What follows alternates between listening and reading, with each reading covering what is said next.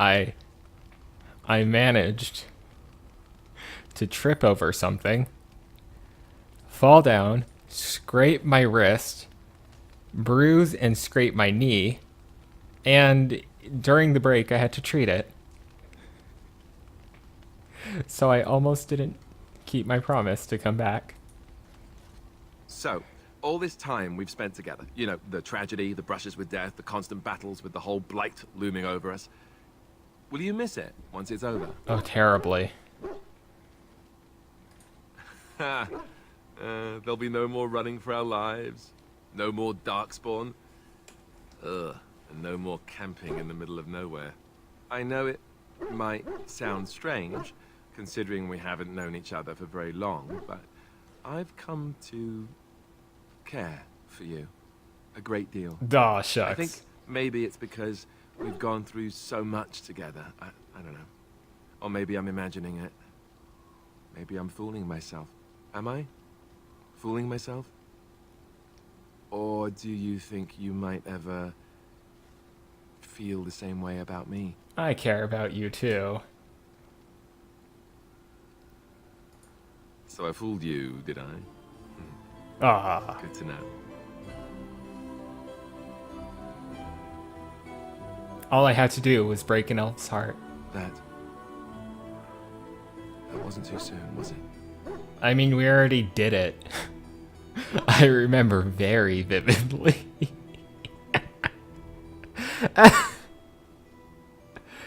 I don't know. Well, I'll have to arrange that then, won't I? Maker's breath, but you're beautiful. I am a lucky man.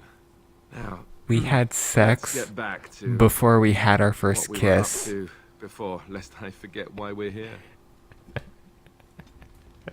Fuck off. I think I might have. Yep.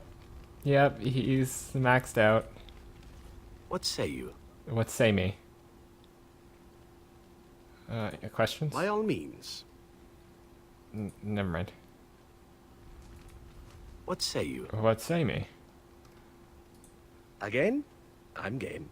Okay, never mind. Stan? You called. I wanted to discuss Speak, something. Never mind. Then I suggest we move on. I have a question. I am hardly surprised. Do you find Ferelden strange? To put it lightly, no one has a place here. Your farmers wish to be merchants. The merchants dream of being nobles, and the nobles become warriors. My No one knee is content to be who hurts they like are. hell.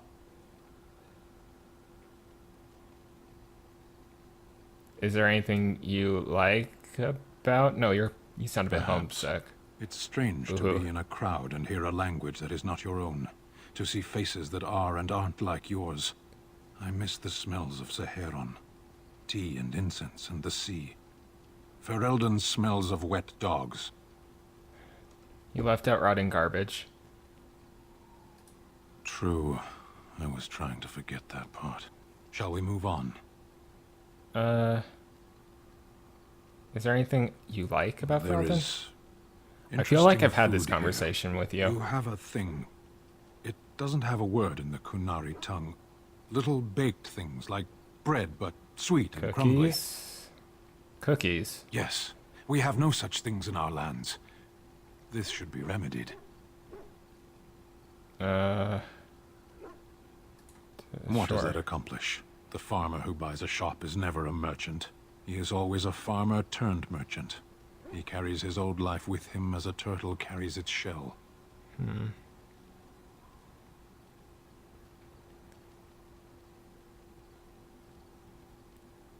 But that makes the turtle stronger. Does it? It's also his weakness. If he stumbles and falls over, it pins him on his back. It is better to armor yourself with no more than what you need. One life, one duty. Duty can be forgotten. Perhaps that's the difference between your people and mine. We never forget. Maybe. Shall we move on? I think I pissed him off. As you wish. We'll see. Oh! 7 approval. He just likes discussing philosophy. It speaks. It does. It doesn't have better things to do. It does not. Oh, yes. That I remember quite well. My former master, the Mage Wilhelm, he brought me. Wilhelm? As I recall, he had acquired some position with whatever lord ruled the land. Was it Loghain? Being little more than a glorified possession at the time, You was have brought along. zero reason to be how here. he enjoyed impressing the But- villagers with me. Gollum snarl at that villager there, be fearsome. And of course, I would have to do it. Oh.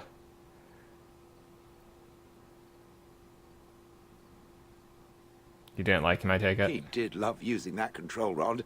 Fondled it so much, his wife actually threatened to throw it in the lake. Ha! I would have liked to have seen that.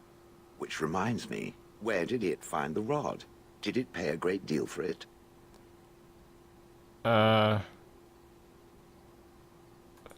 Hag.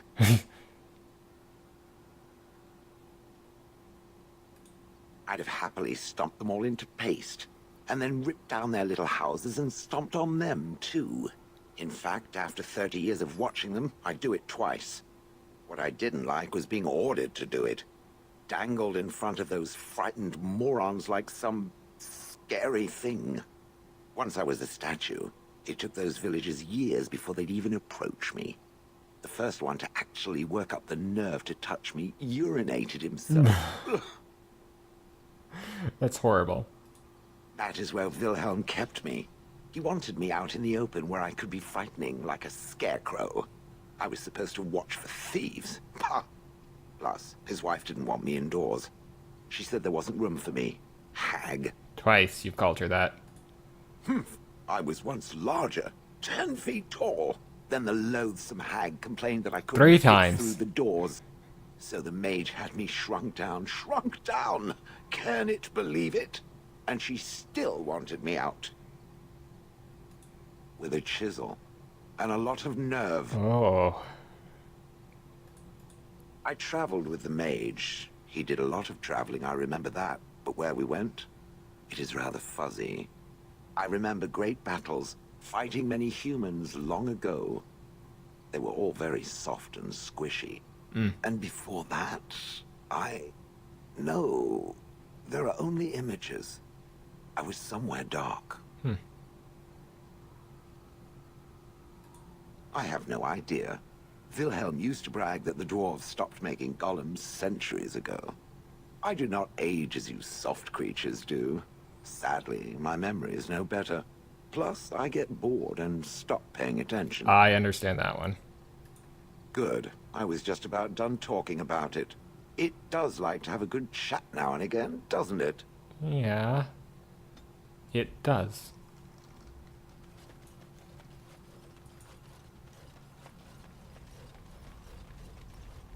I await your command. You seem very friendly. At times, perhaps.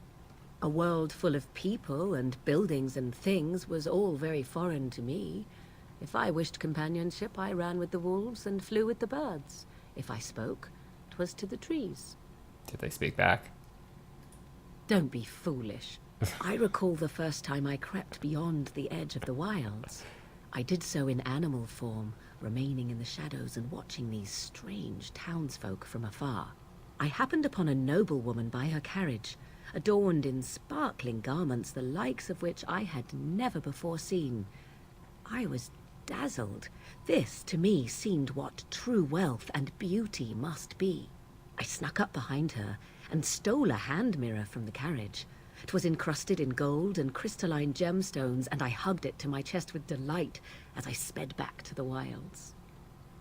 I can't imagine Flemeth was pleased. She was not. Oh. Flemeth was furious with me. I was a child and had not yet come into my full power, and I had risked discovery for the sake of a pretty bauble. To teach me a lesson, Flemeth took the mirror and smashed it upon the ground. I was heartbroken.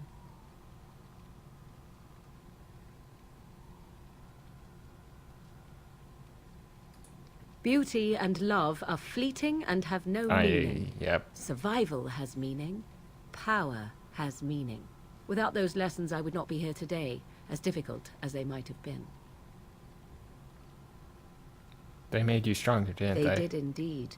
To return to your original question, perhaps my time in the wilds was indeed lonely, but such was how it had to be. Okay. I find myself at times wondering what might have become of the girl with the beautiful golden mirror, but such fantasies have no place amidst reality. You know, I would love you as a character. Just adore you above all else. If you didn't disapprove of literally everything. I await your command. Uh, So, full of questions, are you? never mind. I have no need to ask you that. All it will do is lose me approval. Win. Oh, hey, wait. Never mind. Wait, I have journeyman crystals. Boop. Here you go. Have novice. I have novice ones. And have some journeyman runes. There you go. Later. Such a force has not been seen since the collapse of the Tevinter Imperium. Oh. What's on your mind? Do you have any regrets? I try not to dwell too much on the mistakes of my past, of which there are many. I would go quite mad if I did that. But I do have one regret. Uh-huh. The greatest misstep of my life. Made even more grave because it had dire consequences for someone else. Tell me. It might make you feel better. Years ago, I was assigned as mentor to a lad, Anarin. He was my first apprentice. Anarin was an elf, raised in one of the elven alienages, and he was very mistrustful of humans, especially humans in authority. Uh-huh.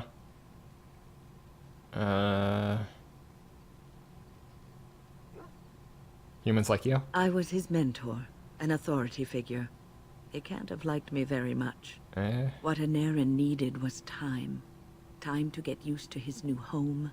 Time to emerge from his shell, so we could build a rapport. I gave him no such time. I was young and arrogant. He is a mage, I thought. He needs to grow up and act like one. Wow. I expected too much from him, too quickly. I gave no consideration to his origin or his feelings, and he retreated further from me. All I could think of was how stubborn he was, how he was throwing away all his talent and his potential, just to be difficult.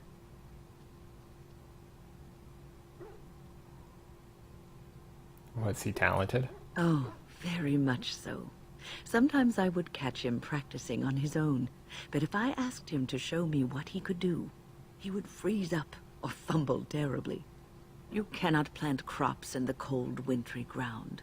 You cannot teach a student who is closed off and unresponsive. Patience is what is needed, and I learned that too late to help him. What happened? Anarin ran away from the circle one night. I had berated him over some trivial, ridiculous matter that I no longer remember. I drove him away because of something utterly unimportant. He was a child, 14 at the time of his leaving. They had his phylactery, and they hunted him down. He's dead then. They called him Maleficar, a mage who practices forbidden magic, deserving of death. He was a child, misunderstood and lost. I begged the Templars to tell me if he suffered, if they gave him a quick death. I got no answers from them. I was his mentor, and they wouldn't even tell me what became of him. It's not your fault. I should have known better. I had the best mentors. They were kind, compassionate. Why didn't I learn from them? I failed Anarin. All I had to do was listen to him. He would try to talk to me, and I would tell him to concentrate on his spells. He talked about the alienage sometimes, and the Dalish.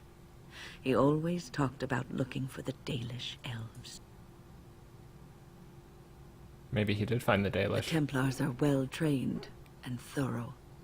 That he still lives, it that would be a vain hope. The apprentices that came after Aneirin benefited greatly from the lessons I learned from him. In a sense, he was my teacher, and I his student.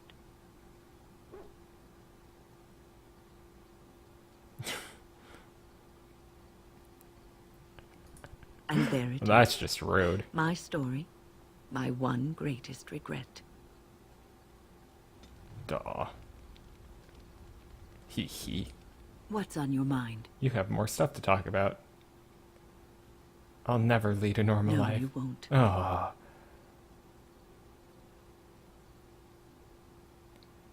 But I don't think I was ever meant to be I don't normal. think so either. You would not have been happy living a dull, uneventful life. Yeah. Dying in obscurity. You wonder sometimes, don't you? If your life would be better if you weren't who you are. Sometimes.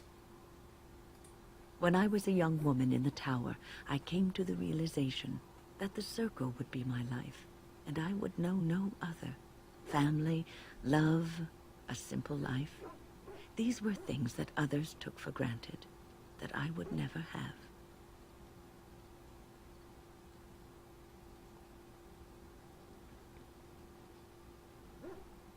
The grass is always greener. It made me very moody.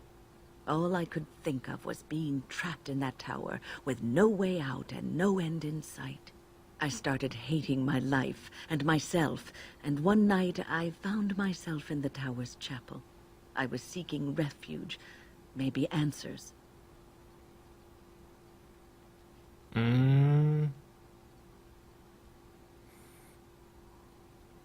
Did you find anything? I must have looked tearful or made some noise, because the revered mother came out and decided to speak to me. And because I had no one else to talk to, I talked to her. I must have said many silly things, but she told me that the Maker puts us all on our paths for a reason, and fighting our intended course is what causes so much anguish.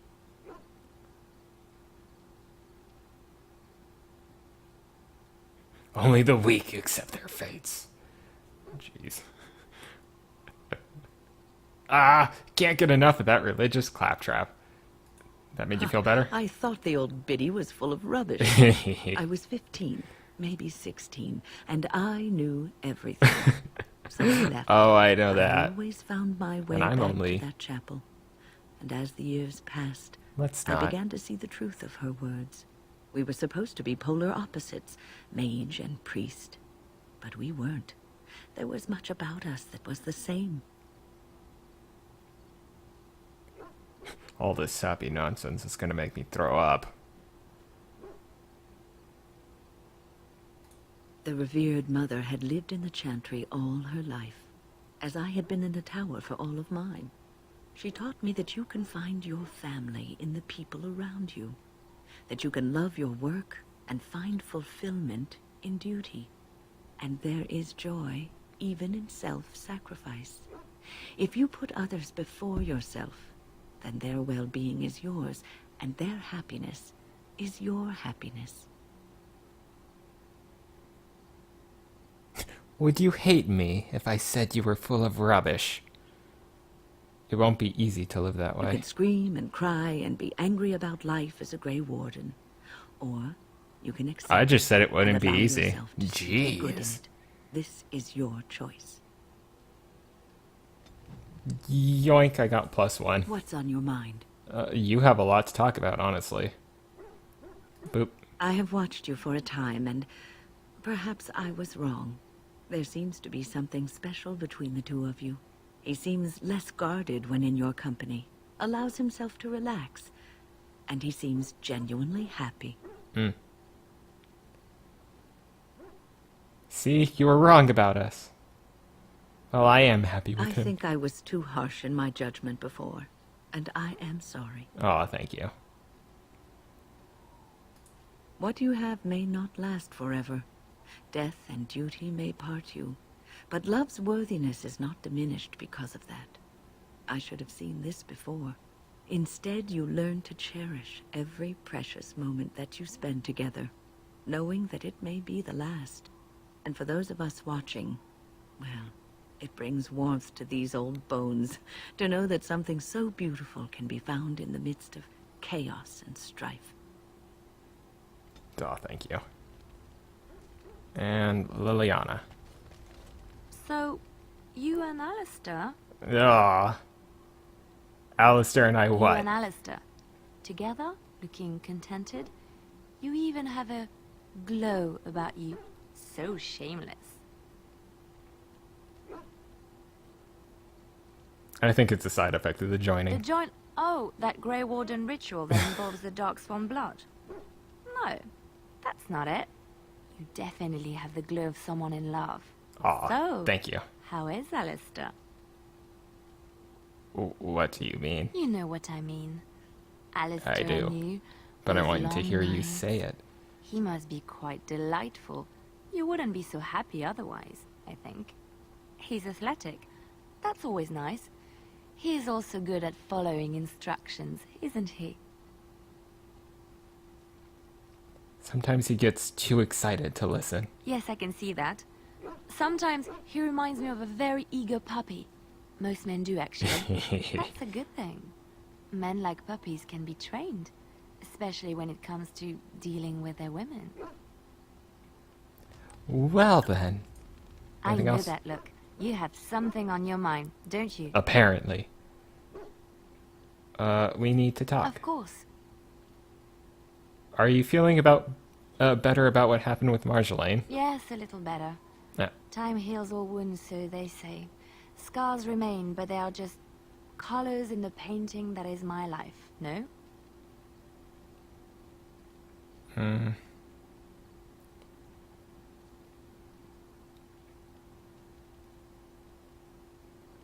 I think I see what you mean. I wish things had happened differently, but knowing her and knowing me, I don't think it could have. We had good times, though, and I look back on those fondly. Whatever happened after will never change the truth of the past. She was special to you, wasn't she? Yes, once, a long time ago. She was a worldly woman, and there was so much she knew and was willing to share with me. I would have done anything for her once. She didn't deserve you. She used to be different. Happier. You're so sweet. She loved music and had a weakness for sugary cakes. Maybe she was always lying about who she was.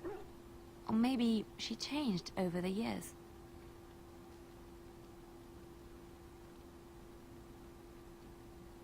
Am I anything like her? You are how she used to be years ago. A joy to be around, a constant companion, and a listening ear in times of need.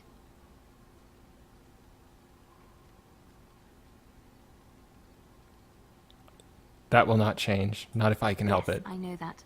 I don't think you would ever do what she did to me. I have never regretted leaving Orlais. I do not regret any of the pain, the anger, the loneliness, because it brought me to you. And I love you. I'm sorry. It's so wonderful to say that to someone again. People are starting to look at me strangely. We will speak of this again, I promise. No, I didn't. Please don't tell me I did.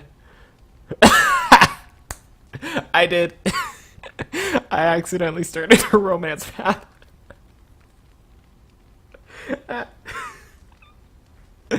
Oh no. I better stop speaking to her. Oh no.